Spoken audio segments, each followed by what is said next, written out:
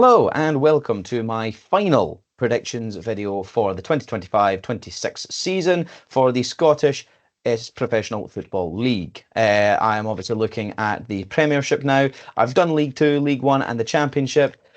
They're probably all garbage, but the Premiership will be 100% accurate. I will not get a single team wrong, he says, knowing full well that someone's going to mess him up. Someone's going to mess him around. I don't know who. It's probably going to be Motherwell. Motherwell are going to screw me over because that's kind of what they do. They do that anyway. But regardless, I'm here to talk about the Scottish Premiership. And of course, this one's going to be slightly longer. I am going to talk about the promotion playoffs as well. So I'm going to try and keep this as condensed as I possibly can. I don't want the video running too long. But you can find all the links to all my socials and stuff in the description. If you agree with my predictions or disagree, feel free to abuse me in the comments. If you disagree, if you do agree, feel free to let me know in the comments. Because, let's get some positivity out there. It's the internet. It's too depressing. Anyway, moving on. So because I'm boring, I'm sticking with the same format I've had, where the league table's over here to my, well, it's to my right, but it's to your right as you're watching as well, I think. Anyway, regardless, it's over here. You can see it. It's kind of over here. But it's up there. Now, the problem that I have is that the Premiership can be predictable, but it also cannot be. And I'm going to say some things that people are going to disagree with, and I know they are. So we're going to start off with one that everyone's going to agree with. Relegated, bottom spot, 12th in the league, Dundee. I don't think anyone else has got anyone else at the bottom spot. Dundee look hot garbage. I said it before the season started when they sacked McGowan. I thought that they were beyond ridiculously stupid to sack him because what exactly are they expecting from Dundee? That one time they got that top six finish. Great. Good job, guys. You look at the level that's up there, you're not going to get close. Let's be honest. There's too many teams in there that are going to be doing well. You're going to be down the bottom end of the table. You're not going to get better than that. And realistically, if you've given him a bit more time and some fewer injury problems, he'd have maybe had a chance. Because let's be honest, he'd lost his captain midway through August in Luke McCowan. He then lost Lyle Cameron, the best remaining player, to injury, and also lost Josh Mulligan for great periods of time due to injury. He had so many injury problems and was able to scrape together a side that was able to avoid relegation. And now he's lost all those players, and they've lost the manager, and they brought in Stephen Presley, who doesn't know what he's doing. He just doesn't. And I think the League Cup group says everything about that it needs to. You can look at their League Cup. I mean, it's just depressing reading. It really is. Like, you thought it was bad when, they lost to Airdrie, and you thought, oh, well, that's not a great start, but it's fine because they've got the three worst teams that they've got to play against, so they'll be able, and then they lost to Alloa, and you kind of had to look at them and go, I don't know how about this. And then they scored. They scored against Bonnyrigg, and you thought, oh, my God, they can beat Bonnyrigg Rose. And then Bonnyrigg equalised, and suddenly you're sat looking at Dundee, absolutely terrified for them. Absolutely terrified. Now, don't get me wrong, it obviously takes time for, a manager to settle in, and when you lose the key players that he has, it's going to take time. But wow, they're screwed. They are screwed. I don't think there's anyone else who has them anywhere else. Dundee, bottom of the league, getting relegated. Bye. In 11th place, I'm putting Motherwell because, well, I'm annoyed at Motherwell. More importantly, there is a bit of a personal vendetta here. I like Stuart Kettlewell. I thought Stuart Kettlewell was a good manager. I thought he did a great job with them. And then they obviously had to reluctantly let him go. But they've now kind of fallen apart since then. And all this stuff with Michael Wimmer as well is a bit mad. And obviously he never wanted the job. And then you look at the boy who's replacing this Jens Bertelascu, or whatever his name is, has come in, and his CV isn't exactly great. And I look at the teams that are in the league that are experienced, that understand how this level works. And you've got a boy here who not only doesn't understand how this level works, but doesn't really understand how the level below it works. There's not many championship teams I'd trust him to keep up, in all honesty. And the only reason I haven't got them bottom of the league is because Dundee have somehow managed to make themselves significantly worse. Even in their League Cup, I look at their League Cup results, right? Obviously, 3-0 against Morton is a great result, well done. But draw against Clyde, that's not a great record. barely managing to beat Peterhead is not great. And again, barely managed to beat Stenhousemuir. Not great. Again, it takes time for players to settle, for a manager to settle. It does take time. But you're not going to have that time because all these other coaches and all these other players, they're settled. They're in. They're ready to go. They're getting results. And you're really, really struggling. And I just don't see a world in which Motherwell do anything. So Dundee 12th, Motherwell 11th. They're my two teams. Dundee guaranteed relegation. Motherwell perhaps getting relegated. You'll see when I do my predictions for that at the end. Trying to move swiftly on, I'm going now to 10th place, Livy. Not really much to say about it. They're a solid unit. They're playing some decent football. Davy Martindale knows the level. They've also had some interesting business. I think that in terms of budget, in terms of the amount of money they have to spend, the level and caliber of players that they have at their sort of availability to bring in, they've had probably the best transfer window in the Premiership. That being said, they're still not going to be, brilliant. They may have had, in terms of all of this as a balance, the best transfer window. But the fact of the matter is that, Silla himself is not going to keep them in the league. He's going to do well, but Livy will barely be surviving here. They'll finish just about ahead of Motherwell for me. So yeah, 10th place, nothing really to say other than they're a solid unit and they deserve to be back. And I'm kind of happy to see them back, to be honest. I like wee Davy. He's a laugh. 9th place, I'm putting Stuart Kettlewell's Kilmarnock. I think that there's a lot of people saying that Kilmarnock are going to be disastrous this year because they lost a lot of key players. They've also been one of the busiest Premiership clubs because they lost a lot of key players. And Kettlewell went, well, let's bring in loads of replacements then. And he has done. And I think they've made some good signings. I think there's a lot of names coming the door that make a lot of sense that are going to strengthen the squad. So yeah, I think that Killie are a solid unit. I think they're not going to be, in the relegation battle, really. I think they're always going to be at that point where they're just ahead of it. They're, maybe 7 or 8 or 9 points ahead of the relegation battle, but then they're nowhere near the top 6 battle. They're just kind of there existing, So for me, yeah, Kilmarnock in 9th place. I think that to me is a no-brainer, but I can understand why other people have maybe got them lower. I don't think anyone's really putting them higher than that. That may be higher than anyone else has done, but it is how it is. But yeah, Killie in 9th place for me.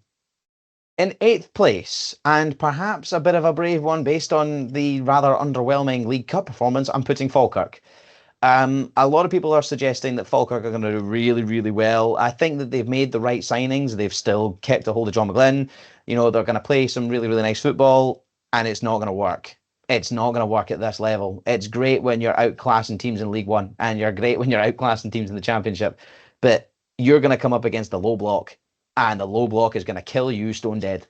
And it's going to work against teams like Celtic, like Rangers. I would say like Hearts, but they've got Derek McInnes, so that's not going to work at all.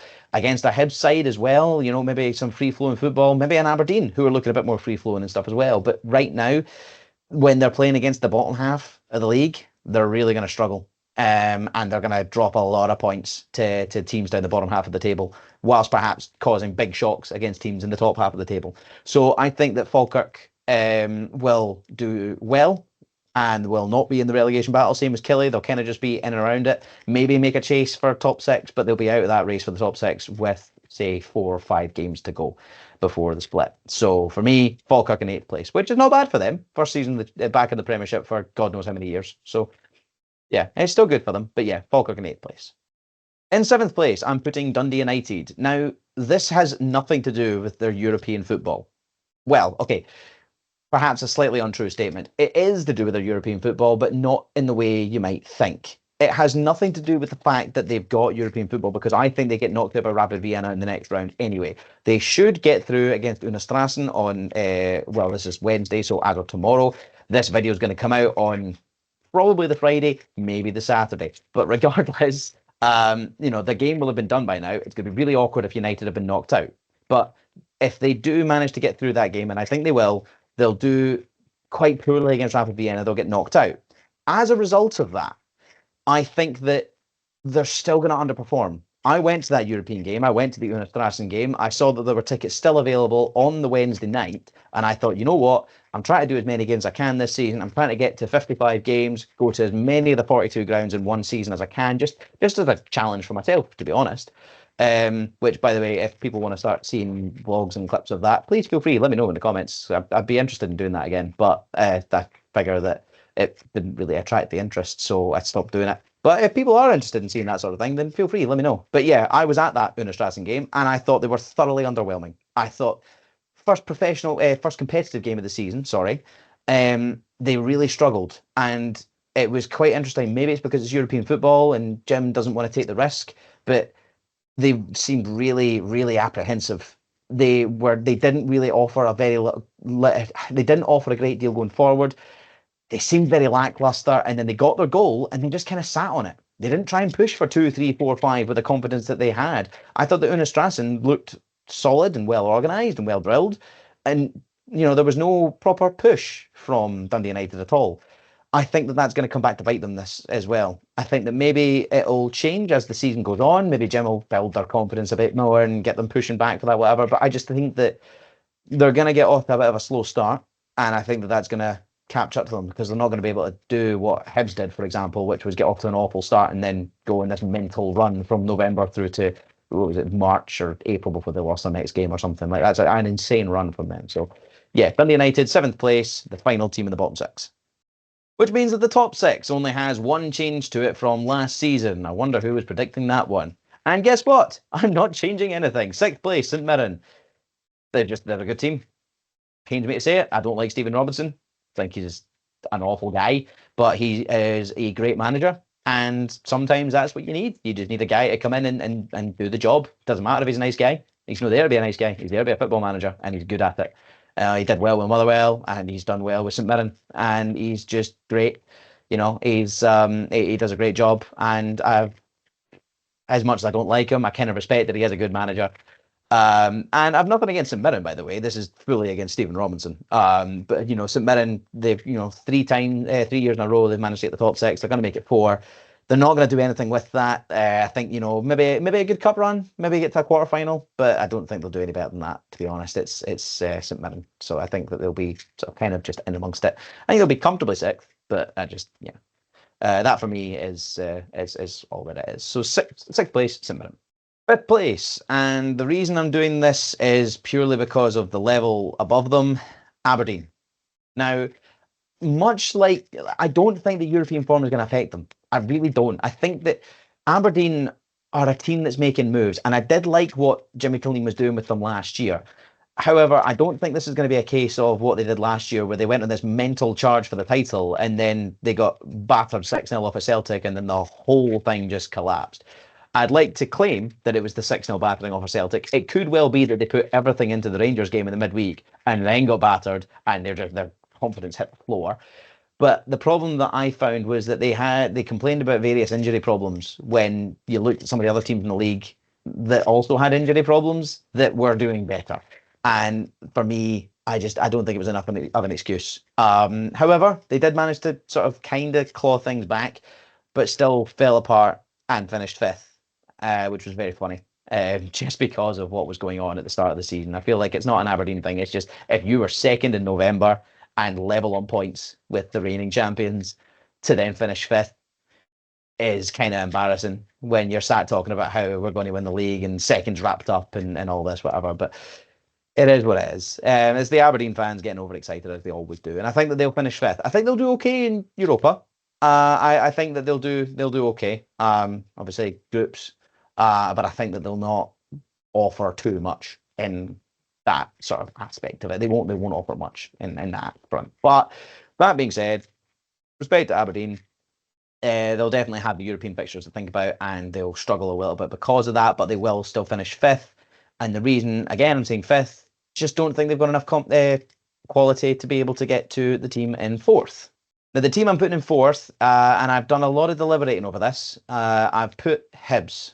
Now, Hibs I've put in 4th partially because of the European football. They will have their hangovers, and they don't quite have the quality of depth yet.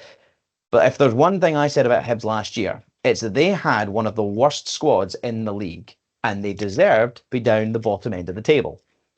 And then David Gray did something miraculous with that garbage squad, and he took them up to the top end of the table. And I was astounded that he managed to get that team 3rd place. How on earth did he manage that? Because that squad on paper was hot garbage. It was awful. And yet somehow he's managed to get them third place with that after a horrific start to the league campaign as well. I'm astounded. And to me, what that has cemented is that David Gray might be one of the better managers in the league, which feels like such a brave thing to say, considering he's been an interim manager like 6 times and he's only just now getting a proper permanent job. But that first season is phenomenal.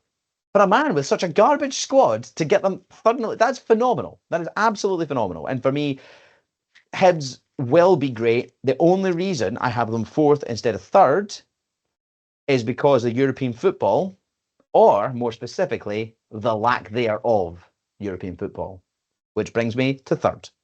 Now, in third place, I'm putting Hearts. I'm putting Dell's Hearts. They are just another level. They look really, really good. They look really organised, really well structured. I watched the game against Dunfermline. I saw them against Hamilton Accies. They look so confident. And can I just say as well, early contender for a potential player of the season, Claudio Braga. What a player. He is some machine.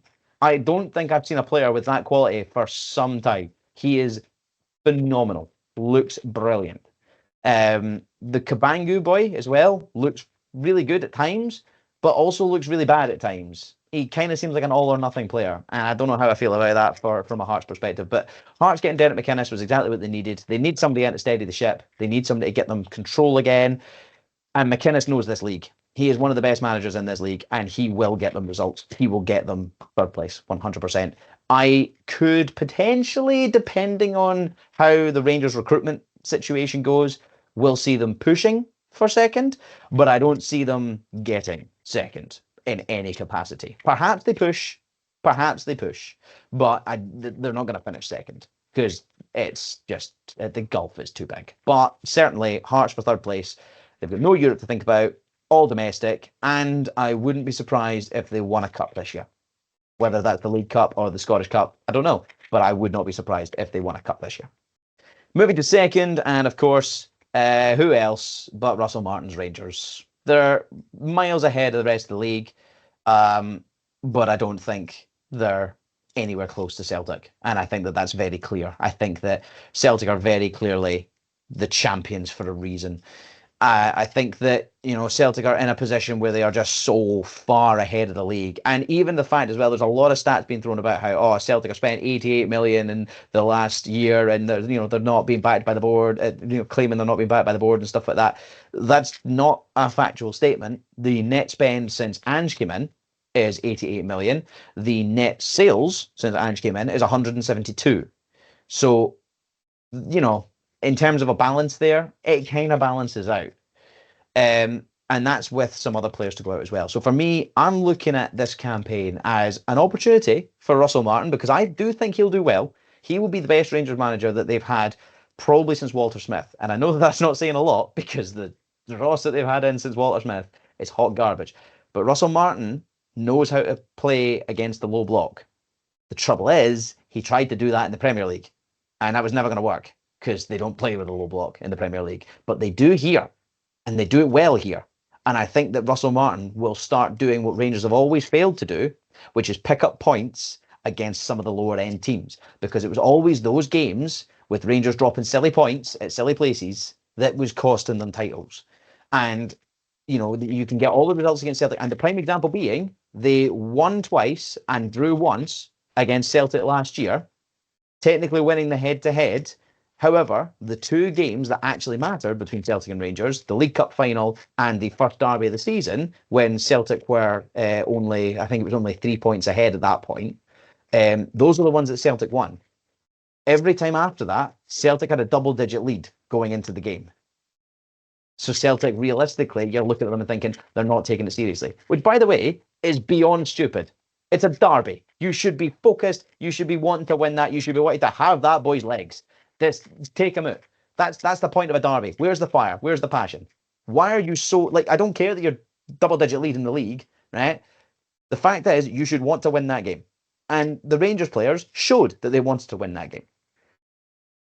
But I think that with a bit more competition and a bit more focus, Celtic will have more of an edge to that, and they will start to eke out these results and stuff again, because they'll do what they need to do. So for me, Celtic will win the league 100%. Rangers will be finishing second, but, and this is perhaps a bit of a brave prediction, Celtic will finish a good 10 to 15 points ahead of Rangers, who will finish a good 10 to 15 points ahead of Hearts. Perhaps a brave prediction, perhaps not. I don't know. But yeah, I think that there will be a big gap between first and second, a big gap between second and third, and not quite as big a gap between third and fourth, but still a relatively big gap. We're talking somewhere in the region of about 10 points, I would say. But that's my thought process on the league. Obviously, you can see it next to me there, the whole thing in completion. I'm looking at it as if it's there. It's not there for me. That's just empty space. But you can see it. But yes, so we'll now have a look very quickly before we wrap up at the promotion playoff chances.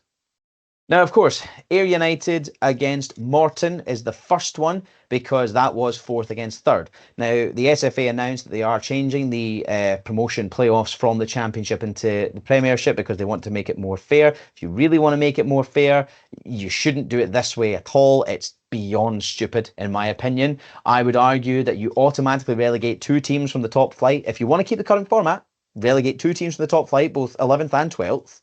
And then have the Championship winner go up, but then have 2nd through 5th play each other in the playoffs, and then one of them gets to go up, right? Because if you're going to take anything from England, do that, because that works for England. 3 automatically relegated from the Prem, top 2 go up, and then 1 more playoff team, right? You could do that up here as well, just take away one of the teams, make it 2 instead. And that to me works better, in all honesty. I think that would make it much more exciting. It would make it a much fresher league.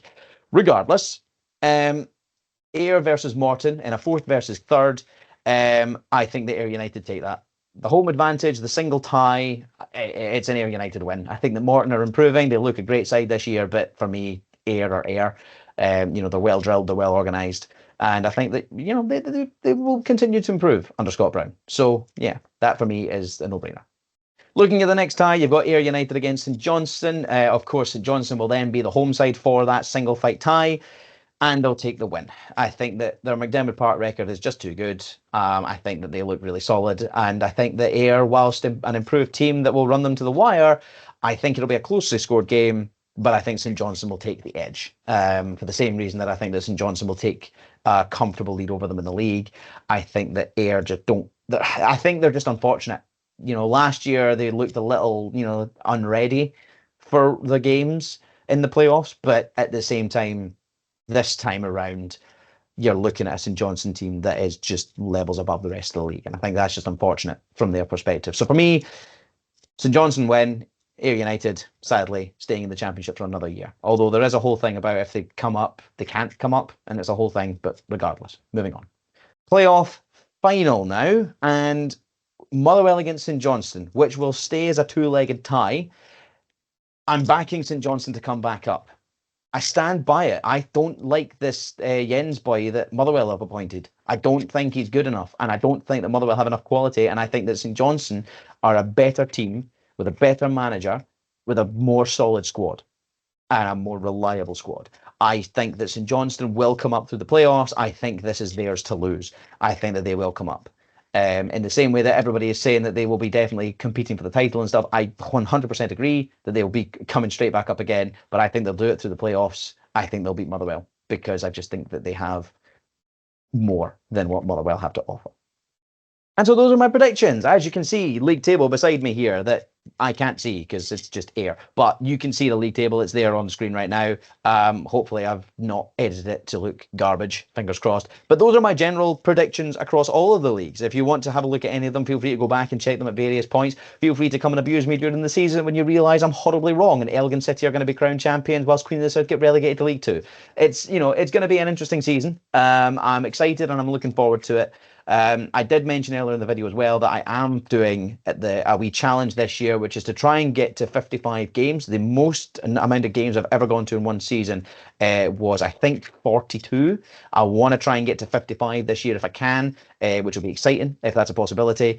I want to try and get through as many of the 42 grounds as possible as well. I want to try and see if I can get to as many of them as I can. But yes, if you're interested in seeing any of that, then feel free to let me know in the comments as well, and I'll happily take that up.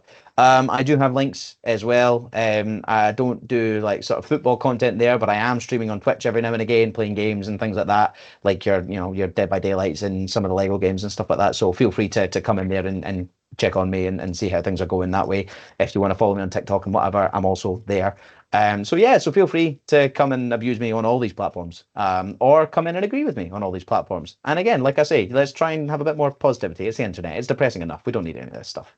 So yeah, but do you agree? Do you disagree? Do you have your own predictions that completely contradict what I've said? And if that's the case, let me know. I still don't know how to end these videos. I'm going to stop rambling now.